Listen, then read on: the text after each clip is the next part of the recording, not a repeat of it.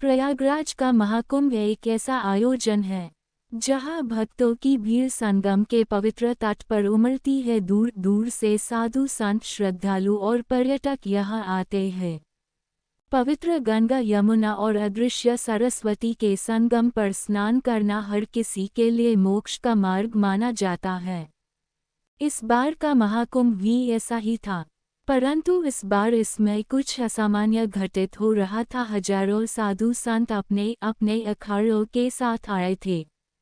कहीं नागा साधुओं की टोली अपने भभूत लिपटे शरीर और त्रिशूल के साथ दिखाई देती तो कहीं रमता जोगी अपनी झोपड़ियों में ध्यान मग्न होते। इसी भीड़ के बीच एक चर्चा धीरे धीरे पूरे मेले में फैलने लगी। लोग आपस में इन उस अघोरी साधु को देखा, वह एकदम भगवान शिव जैसा दिखता है। यह अघोरी साधु बाकी साधुओं से बिल्कुल अलग था। लंबी शरीर पर भस्म का लेप, गले में रुद्राक्ष की मालाएं और एक ऐसा तेजस्वी चेहरा जिसे देखकर लोगों को लगा कि वे साक्षात शिव के दर्शन कर रहे हैं। साधु सफेद रंग के एक विशाल बैल पर बैठा हुआ था। बैल की आंखों में गहरी चमक थी, जैसे वह भी कोई साधारण प्राणी नहीं हो।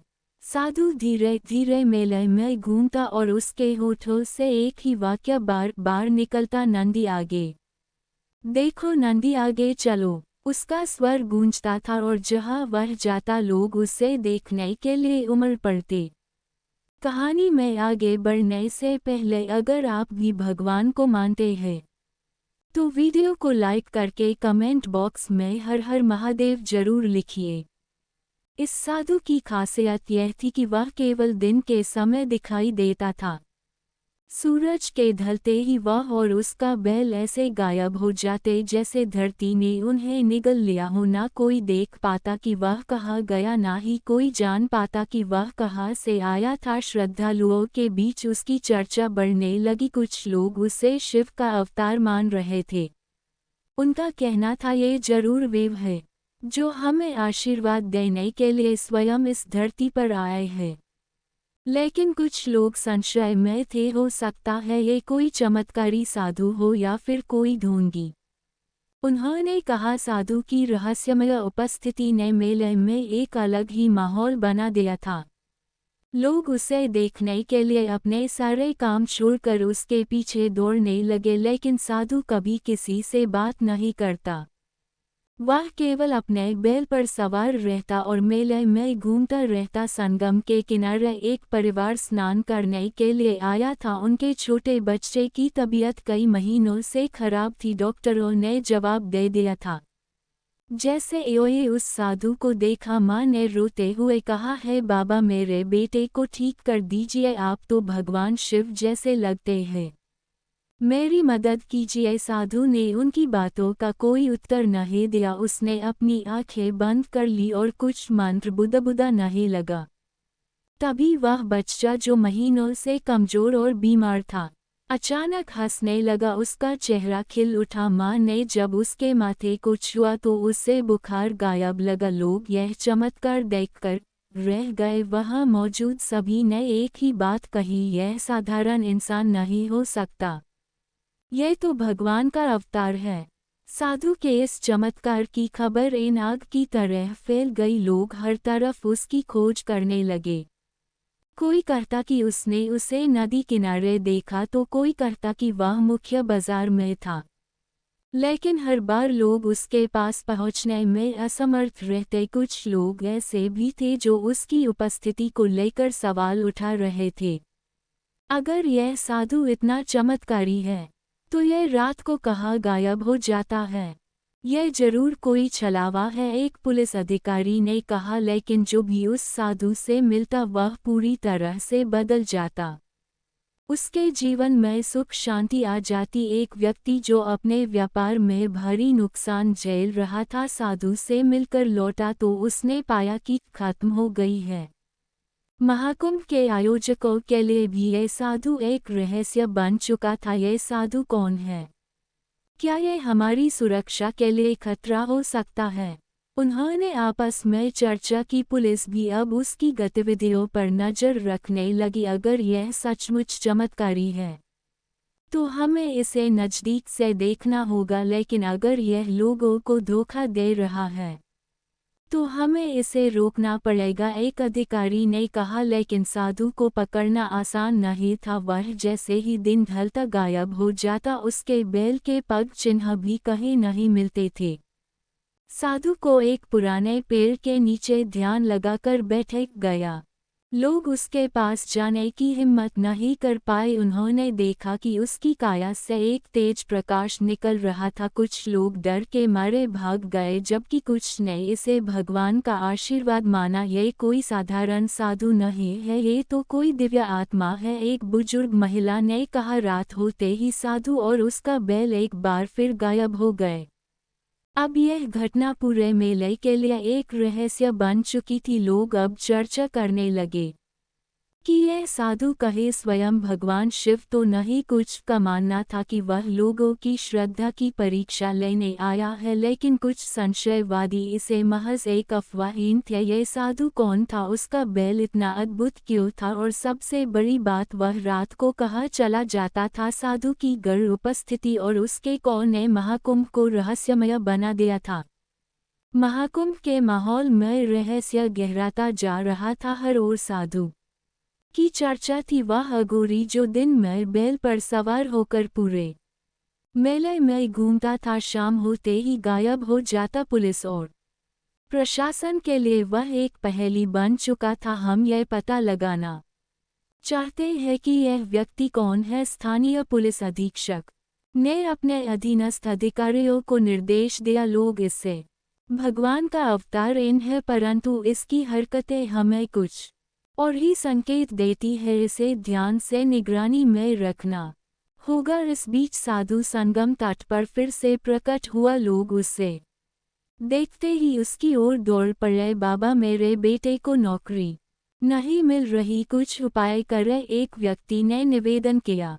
साधु ने उसकी बातों का कोई उत्तर नहीं दिया। उसने अपनी आंखें बंद कर ली और कुछ मंत्र बुदा नहीं लगा। तभी वह व्यक्ति चौंक हुए बोला, अभी मेरे बेटे का फोन आया, उससे नौकरी मिल गई है। लोगों की भीड़ अब और बढ़ने लगी। हर कोई अपने दुखों का समाधान चाहता था। साधु शांत भाव से इन पर बैठा रहा। वह किसी से कुछ कहता नहीं था, केवल अपने मंत्रों और भस्म से ही लोगों की समस्याओं का समाधान कर देता था। पुलिस ने तय किया कि वह इस साधु पर नजर रखेगी। एक विशेष टीम ने साधु का पीछा करना शुरू कर दिया, परंतु जैसे ही सूर्यास्त हुआ, साधु और उसका बैल फिर से गायब हो गए। ये कैसे संभव है? पुलिस अधिकारी आश्चर्यचकित थे। यह आदमी ना तो अपने पग चिन्ह छोड़ता है, ना ही इसे कोई जाते हुए देखता है। कहे यह सचमुच कोई चमत्कारी व्यक्ति तो नहीं? परंतु पुलिस ने हार नहीं मानी। अगले दिन उन्होंने साधु को संगम के पास घेरने का निर्णय लिया। इन साधु की ख्याति पूरे महाकुंभ में फैल चुकी थी। लोग उसकी दिव्यता और को देखकर उसे भगवान शिव का अवतार मानने लगे थे। भीड़ बढ़ती जा रही थी और लोग उसकी एक झलक पाने के लिए कुछ भी करने को तैयार थे। बाबा, आप तो साक्षात शिव है, एक वृद्ध महिला ने साधु के चरणों में गिरकर कहा। उसकी आंखों में आंसू थे। साधु ने अपने हाथ से भस्म उठाकर उसके माथे पर लगाया। महिला तुरंत उठकर खुशी से चिल्लाई, मेरी आंखों की रोशनी वापस आ गई। बाबा, आपने चमत्कार कर दिया। यह चमत्कार देखकर भीड़ और भी बढ़ गई। हर कोई अपनी समस्याएं लेकर आने लगा। संगम तट पर एक युवा व्यक्ति साधु के पास पहुंचा। वह परेशान और चिंतित दिख रहा था। उसने कहा, बाबा, मेरी पत्नी पिछले 3 महीने से बीमार है। डॉक्टरों ने जवाब दे दिया है, क्या आप मेरी मदद कर सकते हैं? साधु ने पहली बार उसकी ओर देखा। उसकी आंखों में एक गहरा तेज था जो उस युवक को स्तब्ध कर गया। साधु ने अपनी जटाओं को झटक हुए कहा, जो विश्वास करता है वह कभी निराश नहीं होता। जाओ और अपने घर का समाचार लो। युवक ने तुरंत अपने फोन से घर पर फोन किया। दूसरी तरफ से उसकी मां ने उत्साह से कहा, बेटा चमत्कार हो गया, तुम्हारी ये आंखें खोल दी और वह पूरी तरह ठीक लग रही है। युवक खुशी के मारे रोने लगा। धन्यवाद बाबा, आपने मेरी जिंदगी बचा ली। साधु के इस चमत्कार ने पूरे मेले को चकित कर दिया। लोग अब और भी ज्यादा विश्वास करने लगे कि यह साधु साधारण नहीं है। पुलिस की टीम अब पूरी तरह से तैयार थी। उन्होंने रात के समय साधु को पकड़ने का निर्णय लिया। एक गुप्त टीम ने गंगा तट के पास घेरा डाल दिया। जैसे ही रात हुई, साधु अपने बैल के साथ एक पेड़ के नीचे बैठकर ध्यान में लीन हो गया। पुलिस ने उसे घेर लिया। बाबा, आप कौन हैं और यह चमत्कार कैसे कर रहे हैं? ने कड़क आवाज में पूछा। साधु ने कोई उत्तर नहीं दिया। वह अपने ध्यान में लीन रहा। हम आपसे आखिरी बार पूछ रहे हैं, अगर आप अपना परिचय नहीं देंगे तो हमें मजबूरन आपको हिरासत में लेना पड़ेगा। पुलिस अधिकारी ने चेतावनी दी। तभी अचानक एक तेज हवा चलने लगी। पेड़ हिलने लगे और गंगा का जल उफान पर आ गया। पुलिस वालों ने देखा कि साधु के शरीर से एक दिव्य प्रकाश निकल रहा था। साधु ने अपनी आंखें खोली। उसकी आंखों से तेजस्वी रोशनी निकल रही थी। तुम्हारी हिम्मत कैसे हुई मेरी तपस्या भंग करने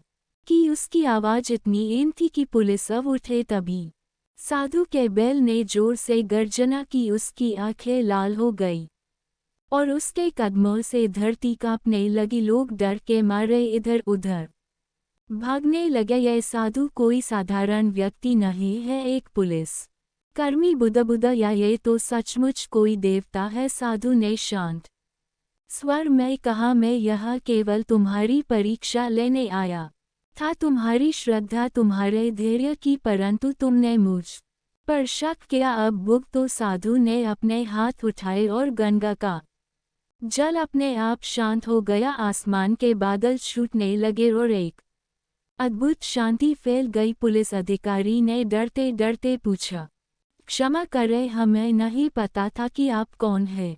कृपया हमें माफ कर दीजिए। साधु ने उनकी ओर देखा और कहा, क्षमा उन्हीं को मिलती है जो सच्चे हृदय से कहे।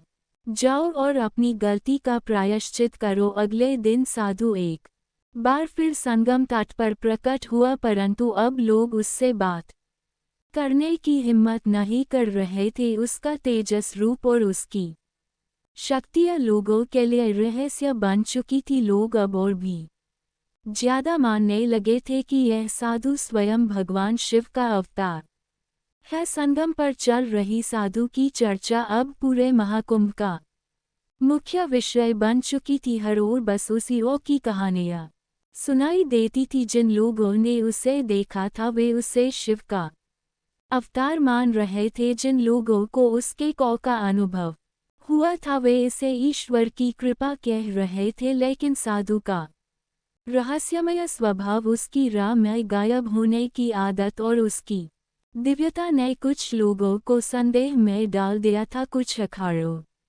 के साधु और स्थानीय लोग यह मानने को तैयार नहीं थे कि वह कोई चमत्कारी व्यक्ति है। एक दिन महाकुंभ में स्थापित जूना अखाड़े के एक वरिष्ठ साधु ने अपनी टोली को बुलाया।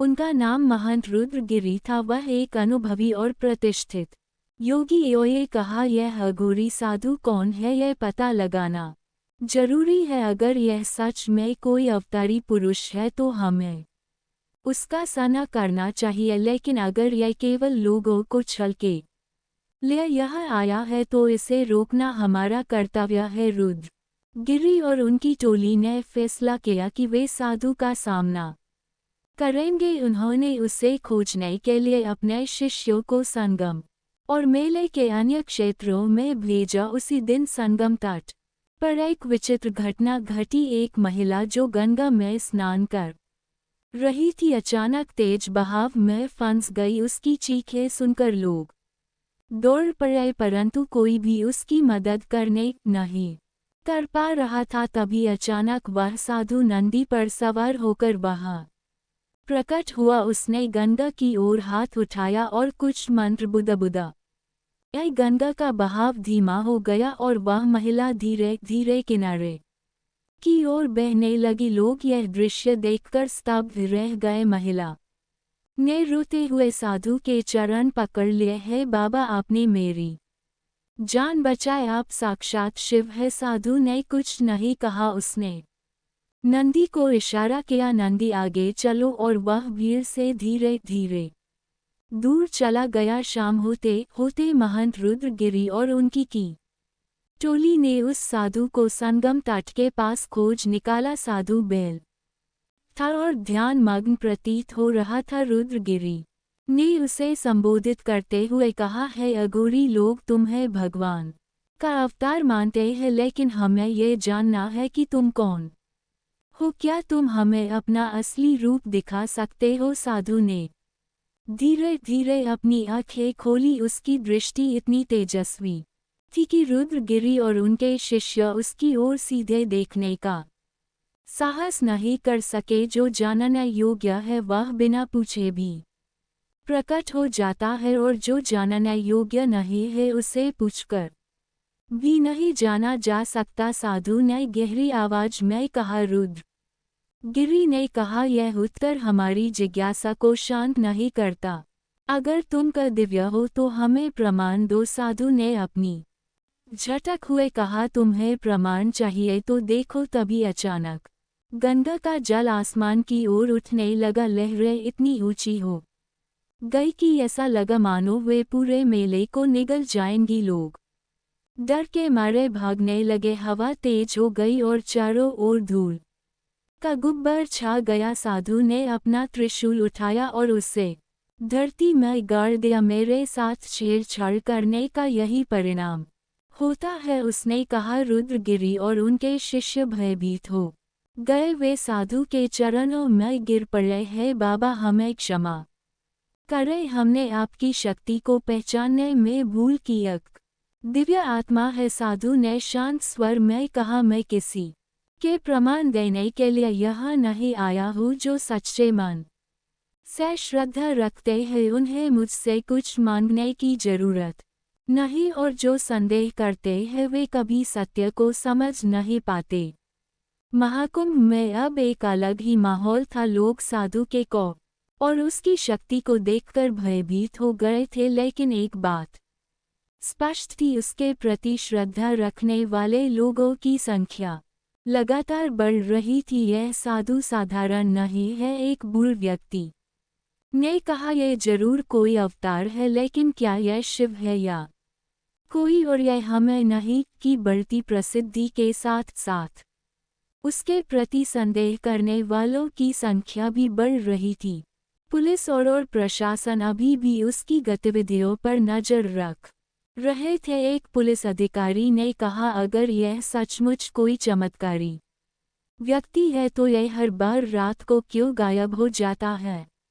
इसका ठिकाना क्या है और यह कौन से मंत्र पढ़ता है? परंतु हर बार जब वे साधु को पकड़ने की कोशिश करते वह उनके हाथों से फिसल जाता। एक रात जब साधु गंगा तट पर ध्यान मग्न था, कुछ श्रद्धालु उसके पास आए। उन्होंने कहा, बाबा, आप हमें अपना दर्शन क्यों नहीं देते? क्या हम आपके इन हैं? साधु ने मुस्कुराते हुए कहा, दर्शन पाने के लिए केवल आंखें नहीं, श्रद्धा चाहिए। जो श्रद्धा रखता है उससे सब कुछ दिखता है। ये कहकर साधु और नंदी एक बार फिर गायब हो गए। महाकुंभ में साधु की यह लीला अब एक रहस्य बन चुकी थी। लोग उसे खोजने की कोशिश करते, परंतु वह हर बार उनकी पहुंच से बाहर होता। सवाल अब यह था, क्या यह साधु सचमुच भगवान शिव का अवतार है या वह केवल एक गुण योगी है जो लोगों की श्रद्धा की परीक्षा ले रहा है? महाकुंभ में साधु की चर्चा अब चरम पर थी। उसके चमत्कार, दिव्यता और उसके बैल की अद्भुत उपस्थिति और पुलिस दोनों को ही चौंका दिया था। लेकिन हर रात साधु का अचानक गायब हो जाना एक ऐसी पहेली थी जिसे हर कोई सुलझाना चाहता था। पुलिस ने अपनी योजना बनाई, हमें इसे रंगे हाथों पकड़ना होगा। पुलिस अधीक्षक ने अपने दल को निर्देश दिया। यह साधु हो सकता है कि कोई जादू टोना कर रहा हो या लोगों को छल के लिए कोई तरकीब इस्तेमाल कर रहा हो। हमें हर हाल में इसकी असलियत जाननी होगी। पुलिस ने साधु पर नजर रखने के लिए कुछ वर्दी धरी और कुछ सादे कपड़ों में अधिकारियों को मेले में तैनात किया। उस रात संगम का तट विशेष रूप से इन चंद्रमा की हल्की रोशनी गंगा की लहरों पर चमक रही थी। साधु अपने बैल के साथ एक पुराने बरगद के पेड़ के नीचे ध्यान मग्न था। पुलिस ने चुपचाप उसके आसपास का इलाका घेर लिया। वे दूर से उसकी हर गतिविधि पर नजर रख रहे थे। यह अब तक कुछ कर क्यों नहीं रहा। एक सिपाही ने इन धैर्य रखो, यह हर रात गायब हो जाता है, हमें बस उसका तरीका समझना है, एक वरिष्ठ अधिकारी ने जवाब दिया। जैसे ही रात आधी हुई साधु ने अपनी आंखें खोली। उसने धीरे धीरे अपने बैल की पीठ थपथपाई और कहा, नंदी चलो। बैल ने जोर से गर्जना की, ऐसा लगा मानो पूरी धरती कांप। और तभी साधु ने अपने दोनों हाथ उठाए और मंत्र उच्चार शुरू किया। यह क्या कर रहा है? पुलिस वाले आपस में खुसर करने लगे। तभी चारों ओर धुआं फैलने लगा। यह धुआं इतना घना था कि कुछ भी देख पाना मुश्किल हो गया। पुलिस के अधिकारी आगे बढ़ने की कोशिश कर रहे थे, लेकिन जैसे ही वे साधु के पास पहुंचना चाहते, उनके चारों ओर हवा और धुएं की दीवार बन गई। जब धुआं छूटा तो वहां ना साधु था ना उसका बैल। यह असंभव है, पुलिस अधीक्षक ने कहा। हमने इसे अपनी आंखों से देखा, या यहाँ से गया कैसे? सभी अधिकारी स्तब्ध थे, किसी को भी समझ नहीं आ रहा साधु हर बार इस तरह गायब कैसे हो जाता है। ये कोई साधारण व्यक्ति नहीं हो सकता, एक वरिष्ठ अधिकारी ने कहा। यह कुछ ऐसा है जिसे हमारी समझ से परे मानना पड़ेगा। अगले दिन पुलिस ने साधु की गतिविधियों का गहराई से अध्ययन करने का निर्णय लिया। उन्होंने महाकुंभ में रहने वाले अन्य साधुओं और संतों से पूछताछ शुरू की। एक साधु जो संगम तट पर कई वर्षों से तपस्या कर रहा था, उसने कहा, तुम्हें सचमुच उस अघोरी की असलियत जाननी है तो जाओ और उस जगह पर ध्यान करो जहां वह गायब होता है। वह कोई साधारण व्यक्ति नहीं, बल्कि किसी गहरे उद्देश्य आया है। क्या वह शिव का अवतार है?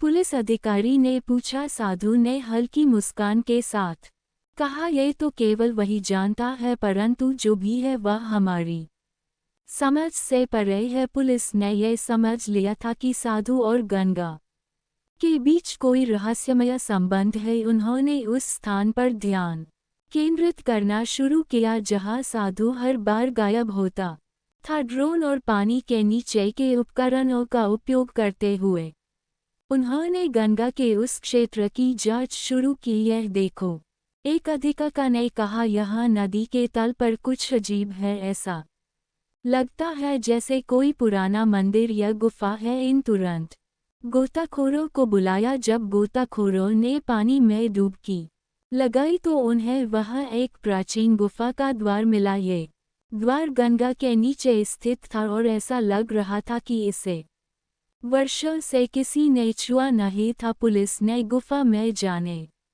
का निर्णय लिया। कुछ गोताखोर और पुलिस अधिकारी गुफा के भीतर प्रवेश करने लगे। गुफा के अंदर का माहौल रहस्यमय और भयानक था। चारों ओर प्राचीन मूर्तियां और दवों पर नंदी और शिव के चित्र उके गए थे। गुफा के बीच में एक बड़ा स्थान था जहां एक इन था कुंड से हल्की रोशनी निकल रही थी। यह जगह यह साधारण नहीं है, एक पुलिसेन कहा। तभी गुफा के भीतर एक गहरी आवाज गूंजने लगी, तुम्हें यहाँ आने की अनुमति किसने दी? साधु अचानक गुफा के अंदर प्रकट हुआ। उसका रूप और भी तेजस्वी और डरावना था। उसकी आंखों में वही दिव्य तेज था और उसके चारों ओर एक अजीब ऊर्जा का आभास हो रहा था। तुम्हें मेरी तपस्या में विघ्न डालने का साहस कैसे हुआ? उसने गरजते हुए कहा। पुलिस वाले भयभीत हो गए, हमें माफ़ कर दे बाबा, हम केवल यह जानना चाहते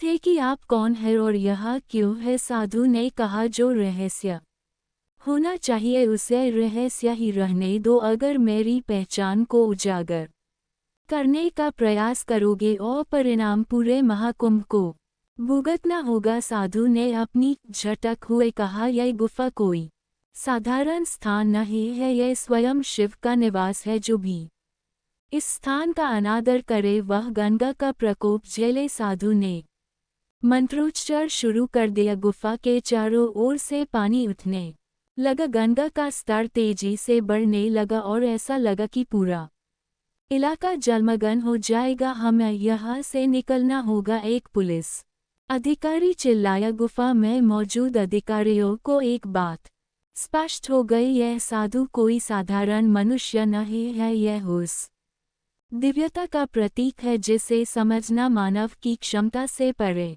है। साधु ने अंत में कहा, और जानने की कोशिश करेगा वह केवल भ्रम में पड़ेगा। मुझे पहचानने के लिए केवल श्रद्धा चाहिए। अब जाओ और यह सुनिश्चित करो कि कोई और इस गुफा के रहस्य को भंग करने की कोशिश न करे। साधु की चेतावनी और गंगा के जल अस्त्र का अचानक बढ़ना पूरे महाकुंभ में चर्चा का मुख्य विषय बन गया। गुफा में जो कुछ हुआ वह पुलिस अधिकारियों और गोताखोरों के लिए न केवल डरावना था बल्कि उनके विश्वास को झकझोरने वाला भी। साधु ने जो चेतावनी दी थी वह स्पष्ट थी, इस गुफा का रहस्य से छेड़ने का परिणाम विनाशकारी होगा। पुलिस टीम ने गुफा से बाहर निकलने मेले के प्रमुख आयोजकों और प्रशासनिक अधिकारियों को सारी घटनाएं विस्तार से बताए। अधिकारी स्तब्ध थे, अगर यह सच है तो हमें सावधान रहना होगा। मुख्य अधिकारी ने कहा, हम ये जोखिम नहीं उठा सकते कि गंगा का प्रकोप पूरे मेले को डुबा दे। हमें साधु के निर्देशों का पालन करना होगा। पुलिस ने साधु के गुफा के रहस्य को सार्वजनिक नहीं किया, लेकिन मेले में यह खबर फैल गई कि साधु ने गंगा के प्रकोप की चेतावनी दी है। कुछ लोग इसे भगवान शिव का संकेत मान रहे थे, जबकि कुछ लोग भयभीत थे कि कहीं यह महाकुंभ किसी बड़ी आपदा का शिकार न हो। एक श्रद्धालु ने कहा, ये साधु साधारण नहीं है, उसकी उपस्थिति ही हमें यह बताने के लिए काफ़ी है कि वह दिव्य है। हमें उसकी चेतावनी को हल्के में नहीं लेना चाहिए। दूसरी ओर कुछ संशयवादी अब भी यह मानने को तैयार नहीं थे, ये सब अंधविश्वास है। कोई इंसान गंगा के जल को कैसे नियंत्रित कर सकता है? लेकिन जो लोग साधु के कौ के साक्षी बने थे वे इन बातों पर विश्वास नहीं करते थे। अगले दिन साधु संगम के मुख्य घाट पर प्रकट हुआ। वह अपने बैल नंदी पर बैठा हुआ था। इस बार उसकी उपस्थिति और भी अधिक अलौकिक लग रही थी। उसकी आंखों से तेज झलक रहा था और उसके शरीर से भस्म की हल्की गंध फैल रही थी। लोग उसके चारों ओर इकट्ठा हो गए हैं। बाबा, हमें मार्ग दिखाइए, क्या महाकुंभ पर कोई संकट आने वाला है? साधु ने अपनी गंभीर आवाज में कहा, संकट तब आता है जब मनुष्य अपने धर्म और कर्तव्यों से भटकता है। यह संगम केवल एक स्थान नहीं है, यह उन पापों का प्रायश्चित करने का स्थान है जिन्हें तुमने जाने अनजाने किया है। गंगा केवल जलधारा नहीं है, वह स्वयं जीवन का प्रतीक है। उसे दूषित मत करो। साधु का यह संदेश सुनकर लोग अपने पापों के प्रायश्चित के लिए संगम में डुबकी लगाने लगे। हर कोई खुद को साधु अव से धन्य मानने लगा। प्रशासन ने साधु की चेतावनी के मध्य अतिरिक्त सावधानी बरतनी शुरू कर दी। गंगा के जलस्तर पर नजर रखी जा रही थी। अगर सचमुच कोई आपदा आती है तो हमें लोगों को सुरक्षित निकालने के लिए तैयार रहना होगा, मुख्य अधिकारी ने कहा। वही दूसरी ओर साधु की लोकप्रियता इतनी बढ़ गई थी कि लोग अपनी समस्याएं लेकर उसके पास आने लगे। उस दिन साधु घाट पर बैठा हुआ था जब एक गरीब किसान अपनी पत्नी के साथ वहां पहुंचा। किसान ने कहा है बाबा मेरी फसल बर्बाद हो रही है, कर्ज ने मेरा जीवन नरक बना दिया है, मैं अपने परिवार को नहीं देख सकता, कृपया मेरी मदद करे। साधु ने उसकी ओर देखा और कहा तुम्हारी श्रद्धा तुम्हें तुम्हारे कष्टों से मुक्त करेगी, जाओ अपने खेत पर वापस लौटो। किसान और उसकी पत्नी ने साधु के चरण छुए और लौट गए। अगले दिन किसान ने अपने खेत में जाकर देखा कि उसकी सूखी फसल अचानक से लहलहा नहीं लगी थी। ऐसा लग रहा था जैसे पूरी फसल पर किसी ने अमृत बरसा दिया हो। यह खबर जंगल की आग की तरह फैल गई। लोग अब पूरी तरह मान चुके थे कि साधु केवल एक चमत्कारी व्यक्ति नहीं बल्कि स्वयं भगवान शिव का अवतार है। पुलिस अब भी इस रहस्यमय साधु के इरादों को इन लगी हुई थी। अगर यह साधु इतना चमत्कारी है तो यह हर रात गायब क्यों हो जाता है और यह गुफा के अंदर क्यों गया था? कुछ अधिकारियों ने गुफा में वापस जाने का विचार किया, लेकिन पहले अनुभव ने उन्हें रख दिया था। हमें इसकी शक्ति का सामना करने का दुस्साहस नहीं करना चाहिए, एक अधिकारी ने कहा।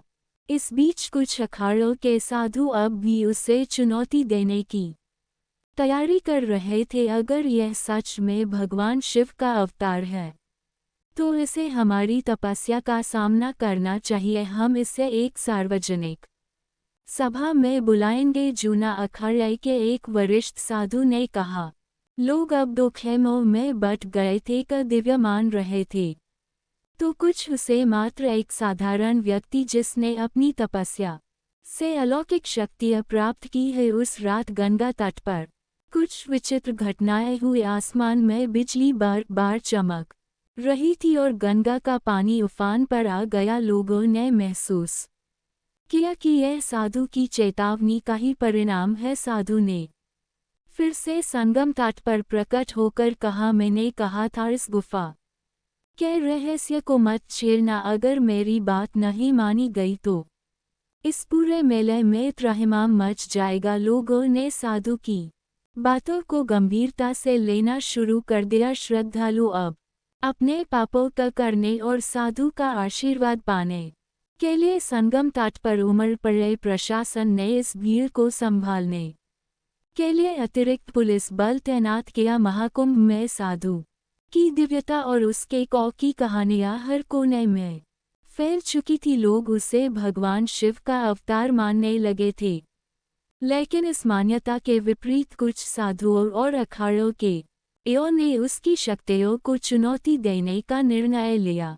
उनका मानना था कि साधु या तो एक साधारण तपस्वी है जिसने योग और तपस्या से अलौकिक शक्तियाँ प्राप्त की है, या फिर वह लोगों को भ्रमित कर रहा है। इनके प्रमुख महंत रुद्रगिरी ने अपनी नी सभा में घोषणा की, अगर यह साधु सच में शिव का अवतार है तो वह हमारी परीक्षा में सफल होगा, अन्यथा उससे यह साबित करना होगा कि वह कोई ढोंगी नहीं है। उन्होंने इस चुनौती की खबर पूरे मेले में फैला दी। अगले दिन गंगा के तट पर एक बड़ी सभा आयोजित की गई, जहां सभी प्रमुख अखाड़ों के साधु और महंत एकत्रित हुए। लोगों में इस घटना को लेकर उत्सुकता बढ़ गई थी। भीड़ इस बात को देखने के लिए इकट्ठा हो गई कि क्या साधु इस चुनौती को स्वीकार करे। सूरज अपने चरम पर था, गंगा की लहरें शांत थी, लेकिन एक अजीब सा तनाव था। साधु अपने सफेद बैल नंदी पर सवार होकर सभा स्थल पर पहुंचा। उसकी उपस्थिति ने लोगों में सन्नाटा भर दिया। रुद्रगिरी आगे बढ़े और बोले, है अघोरी, हमने सुना है कि तुम चमत्कारी हो और लोग तुम्हें भगवान मानते हैं। अगर यह सत्य है तो तुम हमारी चुनौती को स्वीकार करो और अपनी शक्ति साबित करो। साधु ने अपनी आंखें बंद कर ली। कुछ क्षणों तक वह केवल हवा की आवाज सुनाई दी। फिर उसने गहरी आवाज में कहा, शक्ति का प्रदर्शन करना मेरा उद्देश्य नहीं है। जो सत्य है उससे प्रमाण की आवश्यकता नहीं, लेकिन यदि यह शांत कर सकता है तो मैं तैयार हूँ। महंत रुद्रगिरी ने पहली परीक्षा का ऐलान किया हमारे अखाड़े के तपस्वी अग्नि पर चलकर अपनी शक्ति का प्रदर्शन करते हैं। अगर तुम शिव का अवतार हो तो तुम्हें इस अग्नि पर चलकर इसे शांत करना होगा। साधु ने शांत भाव से अग्नि के बड़े गड्ढे की ओर देखा। बिना किसी डर के वह नंदी से उतरा और अग्नि की ओर बढ़ा। उसकी चाल में एक अजीब सा आत्मविश्वास था। जैसे ही वह अग्नि पर कदम रखने वाला था, अग्नि स्वतः बुझने लगी। चारों ओर एक हल्की सुगंध फैल गई। लोग यह दृश्य देखकर दंग रह गए। रुद्रगिरी और अन्य यह कैसे संभव था? अग्नि का शांत होना किसी साधारण तपस्वी के बस की बात नहीं थी। रुद्रगिरी ने दूसरी परीक्षा की घोषणा की, अगर तुम सच में शिव का अवतार हो तो गंगा की धारा को रोककर दिखाओ। यह कार्य केवल भगवान के वश का है। साधु ने गंगा की ओर देखा और कुछ मंत्र बुदा लगा। तभी गंगा की लहरें धीरे धीरे थमने लगी। पूरा संगम क्षेत्र शांत हो गया। ऐसा लग रहा था जैसे गंगा ने साधु के आदेश का पालन किया हो। लोग आश्चर्यचकित थे। साधु ने बिना कुछ कहे अपनी शक्ति को साबित कर दिया था। सभा में बैठे एक व्यक्ति ने खड़े होकर, अगर आप सचमुच दिव्य है तो मेरे मृत पिता को जीवन दान दें, यह मेरे परिवार की आखिरी इच्छा है। सभा में एक सन्नाटा छा गया। यह परीक्षा कठिन और असंभव लग रही थी। लोग इस बात को लेकर आशंकित थे कि क्या साधु इस चुनौती को स्वीकार करेगा। साधु ने गंभीर स्वर में कहा, मृत शरीर को पुनर्जीवित करना प्रकृति के नियमों के विरुद्ध है, लेकिन तुम्हारे पिता को शांति मिल सकती है। ये कहकर उसने अपनी आंखें बंद की और मंत्रोच्चार किया। तभी उस व्यक्ति के पिता का मृत शरीर जो एक चिता पर रखा था उठकर बैठ गया। उसकी आंखें खुल गई। सभा में उपस्थित हर कोई अवाक रह गया। यो के बाद रुद्रगिरी ने साधु के चरणों में गिर कहा, है दिव्य आत्मा, हमें क्षमा करें। हमने आपकी शक्ति और आपकी दिव्यता को पहचानने में गलती की। साधु ने कहा, तुम्हारा संदेह स्वाभाविक था, परंतु याद रखो, शक्ति का प्रदर्शन केवल श्रद्धा बढ़ाने के लिए नहीं होना चाहिए। जो सच्चा साधक है उसे किसी प्रमाण की आवश्यकता नहीं। सभा समाप्त होने के बाद साधु ने भीड़ की ओर देखा और कहा, जो इस भूमि पर आए हो अपने कर्मों का बोझ संगम में छोड़ दो।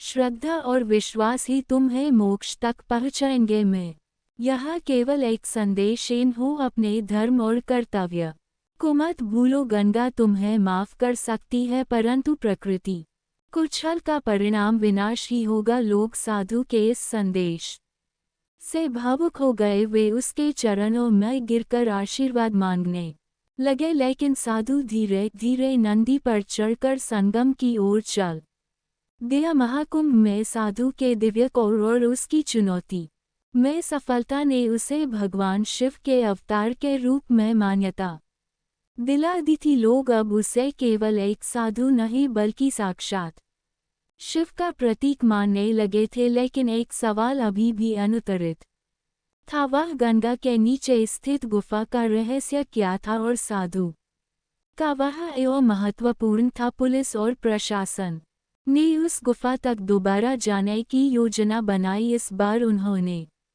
साधु से अनुमति मांगने का निर्णय लिया। उनका उद्देश्य था कि यदि यह स्थान सच में कोई पवित्र स्थल है तो इसका संरक्षण किया जा सके। साधु संगम के पास ध्यानमग्न था। पुलिस अधीक्षक और कुछ वरिष्ठ अधिकारी उसके पास पहुँचे।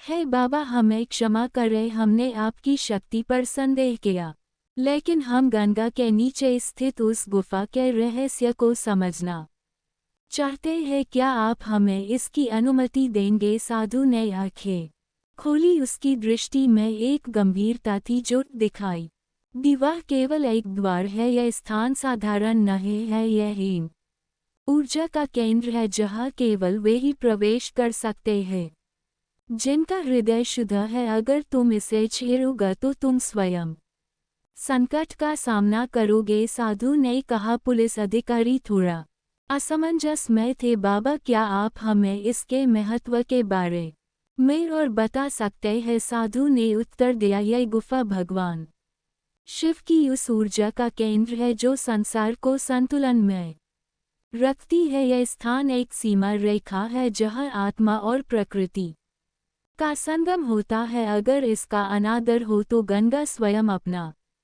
प्रकोप की चेतावनी के बावजूद प्रशासन ने गुफा का अध्ययन करने का निर्णय लिया। उन्होंने वैज्ञानिकों और गोताखोरों की एक टीम को तैयार किया। ये टीम गुफा के अंदर प्रवेश करके वहां की संरचना और संभावित खतरों का अध्ययन करने के लिए भेजी गई। साधु ने केवल इतना कहा, मैंने तुम्हें चेतावनी दी है, अब यह तुम्हारा निर्णय है, मैं तुम्हारे साथ नहीं जाऊंगा। गुफा के भीतर प्रवेश करते ही टीम ने महसूस किया कि यह स्थान सामान्य नहीं था। दीवारों पर प्राचीन शिलालेख उके गए थे जिनमें त्रिशूल, डमरू और नंदी की थी। गुफा के अंदर का माहौल ठंडा था और वहाँ एक फैला हुआ था। टीम के नेता ने कहा, यह स्थान अविश्वसनीय है, यहाँ की ऊर्जा असाधारण है। ऐसा लगता है जैसे हम किसी दिव्य स्थल पर खड़े हैं। गुफा के